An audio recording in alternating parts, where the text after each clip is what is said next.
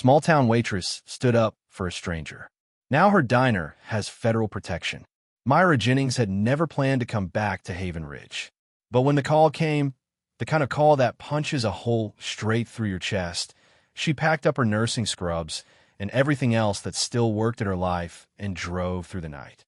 Now she was here, running a diner that barely ran, in a town that barely remembered her, scraping together enough tips to keep her father's oxygen machine on and the lights from flickering out. She moved like clockwork every morning. Unlock the front door by 6, flip on the humming fluorescent lights, set the coffee to brew, wipe the counter even though no one would sit there.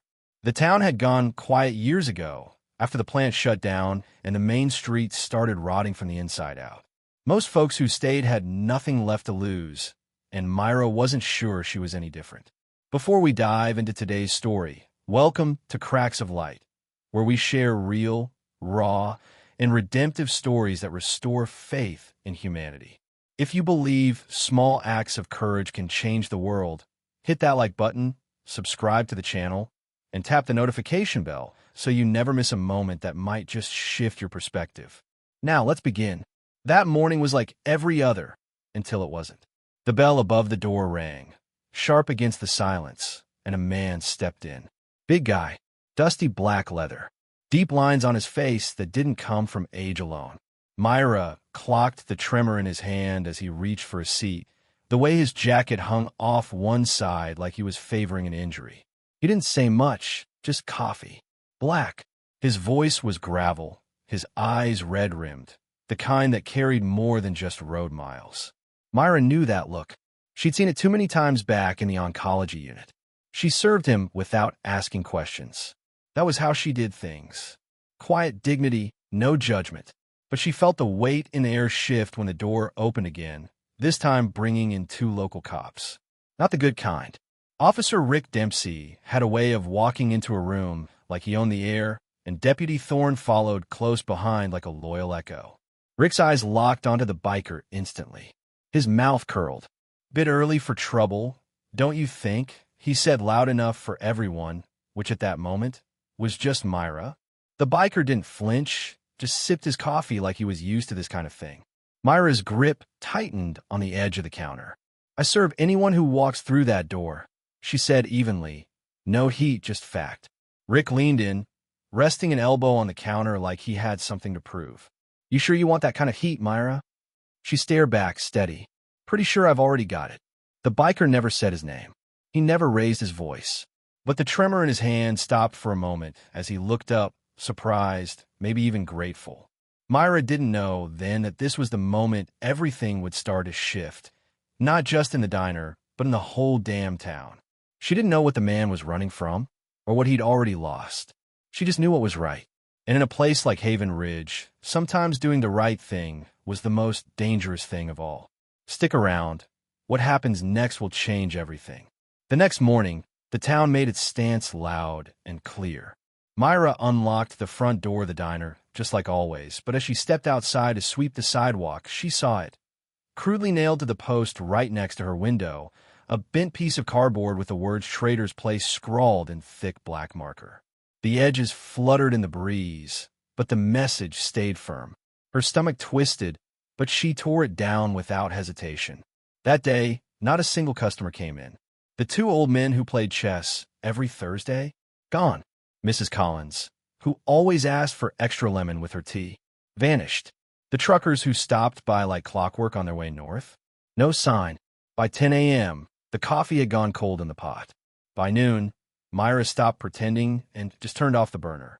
She wiped the already clean counter over and over, listening to the silence press in. Later that afternoon, she drove to Haven Ridge General, room 219. Her father lay still, wrapped in pale sheets, eyes half-lidded, breath shallow but steady. He couldn't speak anymore. Stroke took that, but his hand would twitch when she held it. His eyes would blink a little faster when she talked. She told him about the sign, about the silence, about how she wasn't sure how much longer she could keep the place open. She didn't cry, not in front of him, but something about the way his fingers barely curled around hers gave her just enough to keep going. Back at the diner, the phone didn't ring. No one walked in. A crate of eggs spoiled behind the counter. She flipped the open sign every morning anyway. Then came Thursday. It was late, past closing. She was about to lock the door when she heard it. 3 knocks, slow and even. Myra opened the door to find a man and a woman standing there. The man was older, wiry, gray stubble on his chin and dark eyes that held too much weight. The woman beside him wore a denim vest and had long, silver-streaked hair tied into a braid. She looked tired but kind. The man spoke first. "You Myra Jennings?" She nodded. He offered a calloused hand. "Name's Roy. This is Linda. We're family to the man you stood up for. Raymond Morrison." Myra stiffened slightly but didn't step back. "He okay?" Roy nodded slowly. "Still at the hospital, but it's not about him." He paused. "It's about his daughter." The woman, Linda, stepped in. "Her name's Jessie. She's 15. Stage 4. Been fighting a long time. Raymond was on his way to see her when he stopped here." Myra felt her throat tighten. Linda continued, voice steady but full of ache. "He didn't want to talk about it. Not to anyone. But he did to us. Said there was a woman in a diner who didn't flinch. Didn't judge. Just poured the coffee and stood between him and the hate." Roy looked her straight in the eye. That mattered. Myra motioned for them to come in. She poured coffee for all 3 of them, and they sat quietly for a while. No need to fill the silence. It wasn't that kind of night. Then Roy slid an envelope across the table. "We know money can't fix what they did to you, but we want to help. Not out of guilt. Out of respect." Myra hesitated. "I didn't do it for thanks." "We know," Linda said. "That's why it matters more." Inside the envelope wasn't money, but something stranger. A list. Names, places, phone numbers. Some suppliers, some mechanics, some she didn't even recognize. Roy explained. "Raymond's chapter, they've got people. Across the state. We made some calls. They want to send you something. Not cash. Support." Myra blinked. "Support how?" Roy smiled for the first time that night. "You'll see." They left without asking for anything in return. No promises. No speeches. Just 2 people whose lives had been touched by something small that didn't feel small at all. The next day, the sign came back. This time, duct taped to the window. "No biker trash. No biker friends." Myra didn't tear it down. She left it up. Let them see who they really were. The coffee stayed hot that day, even though no one came. She cleaned every table, reorganized the pantry, took out the trash. Around 4 p.m., a delivery truck pulled up. Then another. By the time the third one parked, Myra was standing in the doorway, mouth open. The first driver smiled at her. "You Myra? Got a fresh order from Thorn Farms. Paid in full." "I didn't order anything." "Wasn't you? Came from someone named Reaper Logistics." The man winked. "Don't worry. It's clean." Inside were boxes, fresh produce, meats, dry goods, even a new espresso machine she hadn't asked for. Each crate had a post-it note, some with jokes, others with thank you messages. One just said, "Keep the coffee hot. Rider's coming soon." That night, she visited her dad again, told him everything. His hand twitched once, tight, as if holding hers just a second longer than usual. When she left, she kissed his forehead. "Something's coming, Dad. I can feel it." She didn't know if it was rescue or more ruin. But she wasn't alone anymore. And in Haven Ridge, that meant everything. It started just after sunrise. Myra was wiping down the front counter, same as she did every morning, when the first low rumble echoed off the quiet streets of Haven Ridge. At first, she thought it was thunder. Then more followed. Dozens. A rolling growl, rising like a storm that had been circling too long and was finally coming into land. She stepped outside and froze. From both ends of Main Street, they came. Motorcycles, row after row, chrome flashing, tires grinding slow over sun-bleached pavement, leather vests, thick jackets, boots, helmets with patches she couldn't name, flags she didn't recognize, all moving as one. They didn't stop at intersections. They didn't look around. They came for her. The first bike pulled up directly in front of the diner. Then another. Then 20 more. They parked in tight lines, dismounted in near silence. No shouting, no posturing, just presence. Myra stood in the doorway, heart pounding like she was watching something sacred and strange happen in real time. A tall man with a shaved head and a reaper's pin walked up to her, held out a hand, and simply said, "You're Myra. Good. We're here to eat. We'll pay up front." She blinked. "I don't have food for her." He cut her off gently. Handled. A convoy of pickup trucks followed. The back door swung open and men and women started unloading boxes. Eggs, sausage, sacks of flour, fruit, coffee beans. Someone even rolled in a brand new griddle. A woman in her 40s with braids down to her waist tossed Myra an apron. "You cook, we'll serve. Let's feed the damn town." And that's exactly what they did.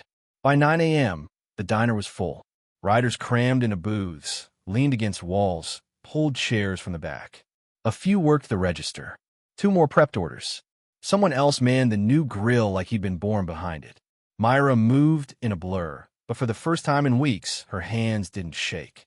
She barked orders, passed plates, filled mugs. Every time she tried to say thank you, someone else shut her down with a look or a nod, like they already knew she wasn't the type to ask for help, but had earned it anyway. At first, the town watched from a distance. Curtains twitched, doors opened a crack. Faces appeared at windows. Then, slowly, people started crossing the street. First was Tommy, the mailman, walking stiff but curious.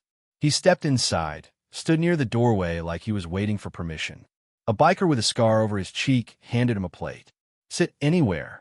Tommy hesitated, then took a seat. A few minutes later, Mr. Lennox came in. Then Carol from the pharmacy. One by one, they trickled in. Conversations began, quiet, cautious. Myra caught pieces of them as she passed. Old men asking about engines, young women asking about road trips. A high school kid stood at the jukebox, taking requests. Laughter broke out once. Then again, the energy shifted. The fear that had lived inside the walls of Haven Ridge began to crack. Mid-morning, the bell over the door jingled again. A woman in uniform stepped in. Deputy Riley, young, quiet, usually kept her head down. She didn't say anything, just walked up to the counter, placed her badge gently on the edge like she didn't want to wear it today, and said, "Coffee. Black." Myra poured without a word. Riley took her mug, sat alone at the counter, and stared into it like it held more answers than questions. She didn't look at the bikers. She didn't flinch. She just drank. Outside, bikes still lined the street. Inside, every booth was full. Myra glanced up once, caught Roy Morrison leaning against the far wall with arms crossed, just watching her. He gave a nod. She returned it. The message was clear. This wasn't chaos. It was choreography. They hadn't come to take over. They'd come to stand beside her. The rest of the day moved fast. At some point, someone brought in portable speakers, and music started. Someone else swept the floor between rushes. Riders cleaned tables, helped with dishes, even scrubbed the windows. One kid from the church youth group showed up asking if he could help. Myra handed him a towel. He started bussing tables like he'd been doing it forever. By the time the lunch rush died down, the entire town had changed. Not with speeches, not with protests, with plates of food, steady hands, quiet nods, and a message that said, "We see you, we've got you, and we're not backing down." That night, long after the last engine cut off, Myra locked the door behind her and leaned on the counter. For the first time in weeks, she wasn't tired from fear. Just tired. Good tired. The kind that comes from knowing you did more than survive. You shifted something. The diner wasn't just a diner anymore. It was a line in the sand, and she hadn't drawn it alone. The rumble returned just after noon the next day. Myra had barely caught her breath from the last rush when the bell above the door jingled and the diner went quiet. Heads turned. Conversations paused mid-sentence. A man stepped inside, tall and wide, his beard thick and white, his leather vest packed with patches and pins that told stories from every corner of the state. On the back, bold and unmistakable, President, Reaper's MC, State Chapter. His name was Marcus Turner, and even the bikers who had been joking and swapping stories fell respectfully silent when he entered. Myra stepped out from behind the counter on instinct, wiping her hands on her apron, heart thudding. Marcus smiled as he walked up, extended a firm hand. "You must be Myra." She nodded, shook his hand, still not quite believing what was happening. "Name's Marcus. I've been hearing a lot about you." He turned to the room, raised one hand. And just like that, the place fell into complete silence. "I want to come in person," Marcus said, voice steady, full of weight. Because what this woman did, she didn't just pour coffee. She didn't just serve a meal. She stood up. When it wasn't safe, when it wasn't easy, when everyone else turned away, she didn't. He looked around the room, locking eyes with the locals, the writers, even Deputy Riley, still seated quietly at the far end of the counter. In our world, loyalty means something. Respect means something. So I'm making it official. From this day forward, Carter's Diner rides under the protection of the Reapers. The room erupted. Cheers exploded like thunder. Boots stomped. Hands pounded the tables. Myra stood frozen, eyes wide, tears brimming before she could stop them. She didn't cry easily, didn't like the attention. But this moment hit different. This wasn't pity. This was power. This was unity. This was someone telling her she didn't have to fight alone anymore. When the noise settled, Marcus turned to her, softer now. "You earned it. Not because you asked. Because you didn't. Because you did the right thing when no one was watching." Someone stepped forward from the crowd. Roy. He carried something wrapped in brown paper. Gently, he handed it to her. "From a family," he said quietly. Myra opened it slowly. Inside was a leather vest, black and soft, the back stitched with two simple lines, "Carter's Diner," and beneath it, smaller, "Friend of the Misjudged." Her hand went to her mouth, her chest tight with emotion. Tucked inside the vest pocket was a small note, handwritten in a familiar, uneven scrawl. "Thank you for seeing the man, not the patch." Jessie smiled again. "She can't wait to meet you." Hank. Word spread fast. Not in the usual gossipy, back-fence way Haven Ridge was known for. This was different. Something about the sight of all those riders parking outside the diner, helping unload deliveries, cleaning tables, laughing with strangers. It made people stop. Think. Watch. By the weekend, the diner was full again. Not just with bikers, with locals. New faces. Curious folks. People who hadn't dared come in before. And no one looked twice at anyone. Nobody asked about backgrounds. Nobody cared who wore what patch. They just ate, talked, shared. The diner became more than a place to grab a meal. It became a symbol. Old Mrs. Carter, who'd once sworn never to eat beside anyone in leather, started trading quilting tips with a tattooed woman named Blaze. The high school janitor sat beside the town dentist, both laughing over hash browns and biker stories. Even Pastor Cole stopped by one morning and left with a to-go box and a new contact in case his church van ever broke down. Deputy Riley began showing up more often, always in plain clothes, always at the counter. She didn't say much. She didn't have to. Myra kept working through it all, pouring coffee, sliding plates, smiling when she could, holding back tears when she couldn't. Every so often she'd glance up at the vest hanging behind the counter, right next to her father's old photo, and feel the same quiet weight in her chest. Pride, purpose, a reminder that doing the right thing didn't just change one moment. It changed everything. By month's end, Carter's Diner had a wait list on weekends. Not because of hype, because of heart. Something shifted in Haven Ridge, and it started with a woman who didn't look away, a biker who didn't back down, and a town that finally remembered how to come together. Not through grand speeches or policies, but through something as simple as a plate of food and a place where everyone had a seat. No questions, no judgment, just room at the table. The bell above the door rang just after the lunch rush had ended, and Myra looked up from the register, already halfway through calculating tips and reorganizing receipts. The sunlight behind the figure made it hard to see at first, but the shape was unmistakable. Broad shoulders, weathered leather, and that quiet way of standing like the world was still heavy on his back. Raymond stepped inside, slower than before, less guarded. He didn't wear the weight the same way he had weeks ago. Something in his eyes had changed. Not softer, not exactly, but lighter. She set the receipts down and met him halfway across the floor.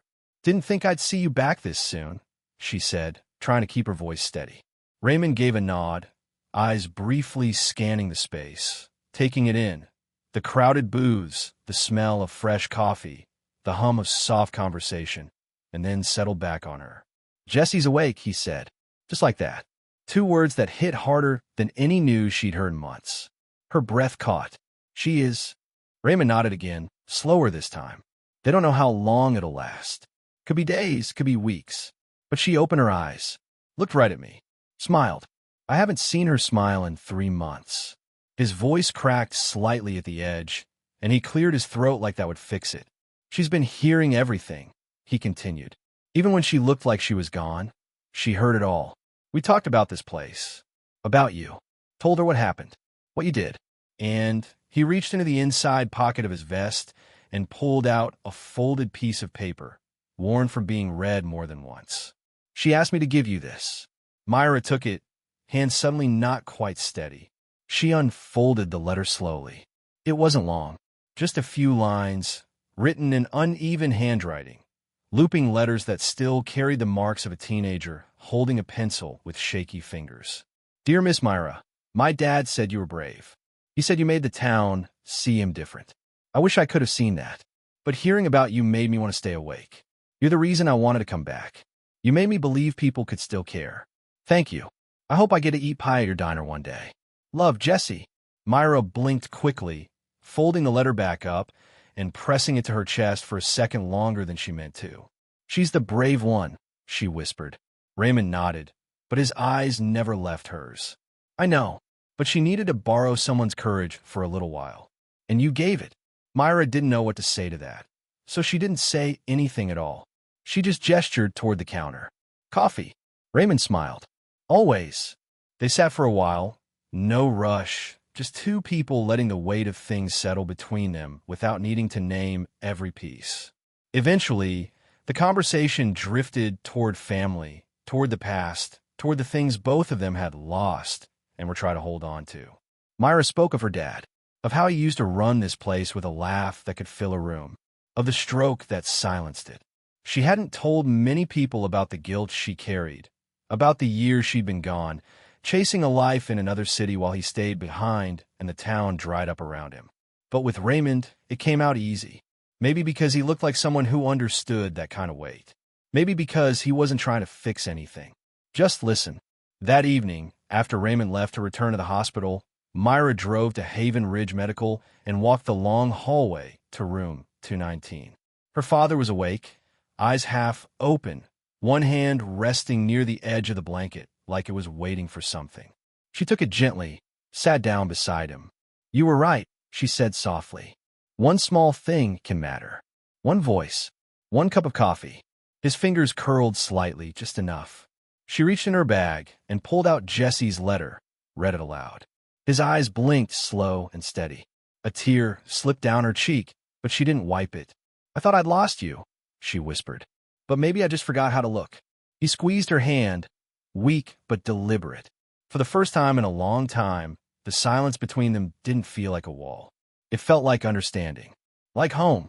She leaned forward, rested her head lightly against his arm, and let herself breathe, slow and full. The town had tried to shut her out. The world had tried to beat her down. But here she was, still standing, still pouring coffee, still showing up. And now so was he. There weren't any big speeches. No dramatic closure. Just a moment between a daughter and her father, both remembering how to hold on again. Myra left the hospital that night with the letter still folded in her pocket and something else pressed against her ribs, a steady, quiet hope that wasn't going anywhere this time. The diner was busy that morning. Not chaotic, not wild. Just full in the way a place feels when it's become part of people's rhythm.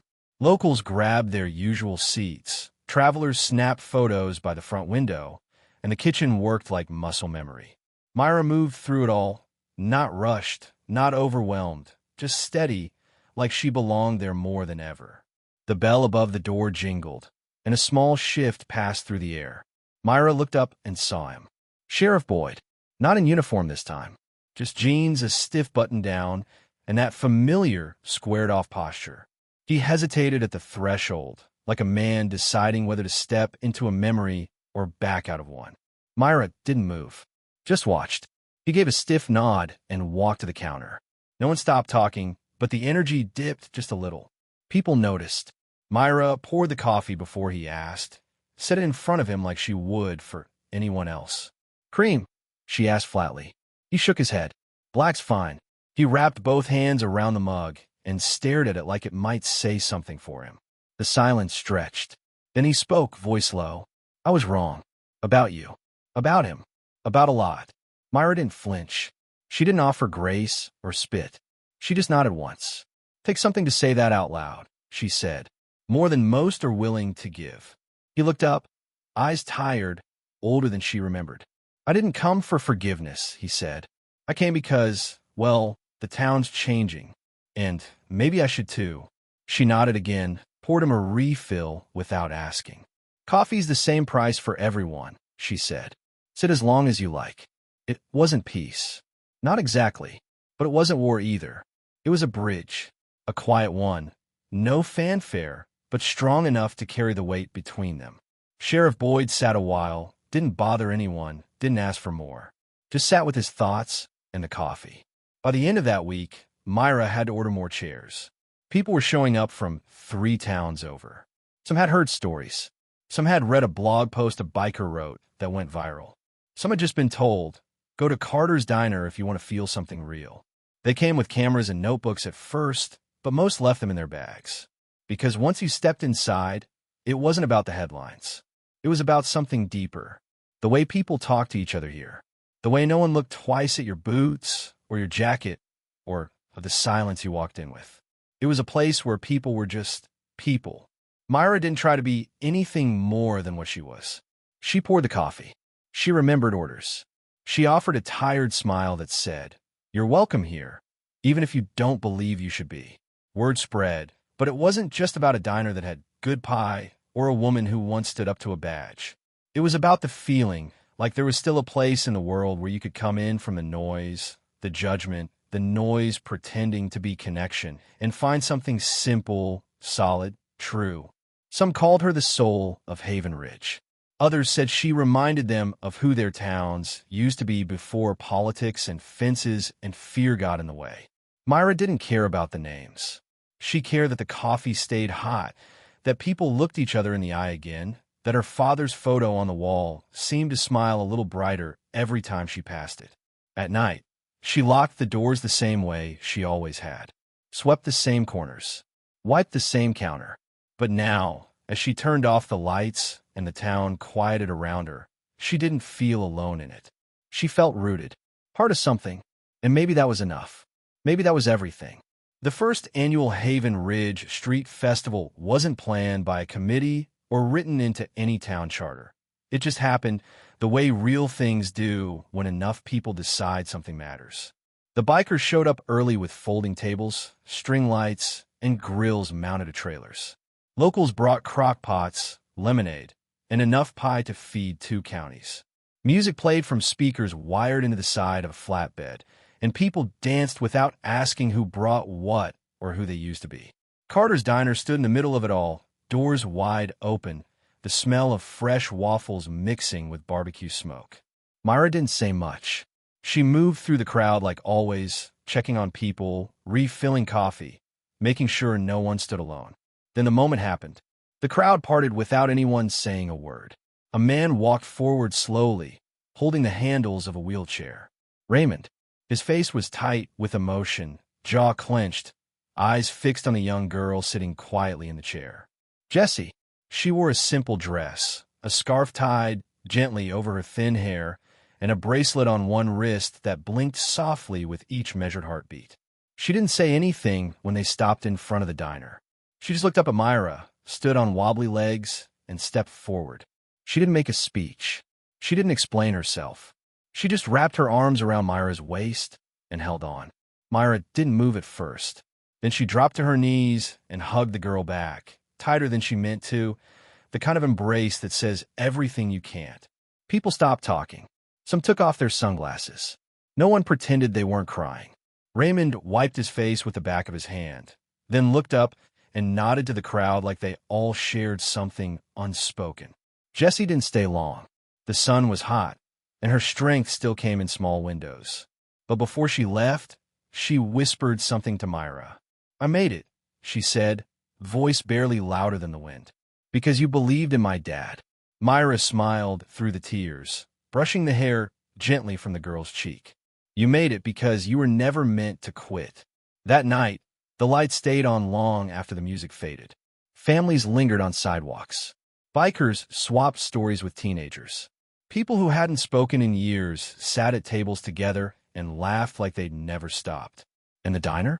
It didn't feel like a building anymore. It felt like a landmark, a legend, not because of some big event or famous name, but because of the woman who kept pouring coffee when no one else showed up, who stood her ground when silence was safer, and who turned a worn-down cafe into a gathering place for the broken, the brave, and the in-between. Years from now, people will still tell the story of the diner that sparked a town back to life. About the girl who walked again, the sheriff who said he was wrong, the riders who protected it like sacred ground. And they'll talk about Myra, how she never chased glory, just held the line long enough for the rest of the town to find its way back to the table. If this story moved you even just a little, don't forget to hit the like button, drop a comment about what moment hit you hardest, and make sure to subscribe to Cracks of Light for more real stories that remind us who we still are. One share, one voice, one act of kindness at a time. Together, we keep the fire burning.